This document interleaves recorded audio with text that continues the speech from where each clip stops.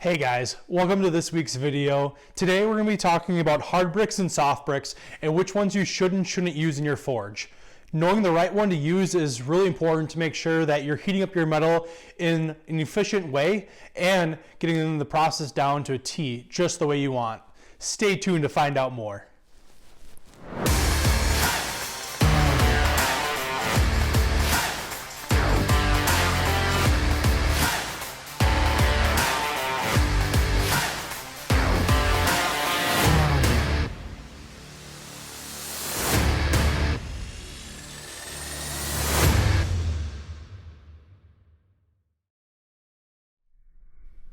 Disclaimer, do not try this ever.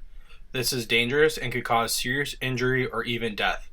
By no means is 6th Gen Forge or its affiliates responsible for your actions. Do not try this at home.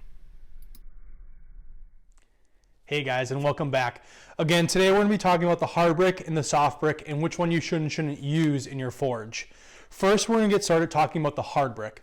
The hard bricks are typically heavier in weight, are tan, and are only rated for 1800 degrees. When going through and looking at the store or online, these are usually really attractive when starting out because they're usually around between $3 and $3.50 a piece and makes it really easy for you to get started. The biggest reason why you shouldn't be using the hard brick in the forge is because they're only rated for the 1800 degrees. When you are going through the forging process alone, forging temperatures start at between 17 and 1800 degrees with a 2% carbon level inside your metal. So if you're starting off with a hard brick that's only rated for the 1800 degrees, by the time you get to forging heat, you're actually going to melt the bricks out of your forge. Something else to know about the hard brick is they're actually made to pull heat away from the heat source. So when you're trying to contain all the heat inside your forge and have that heat go into your metal, it's going to take you a lot more time, one, to get to a temperature that you want to, plus you're going to spend a lot more money in propane costs because it's going to take so much to actually heat up your forge. Another common indicator that it's a hard brick is usually they're very hard to work with. If you try to cut them or try to file them to the correct shape or size, it usually takes a lot more effort to cut through one of these hard bricks.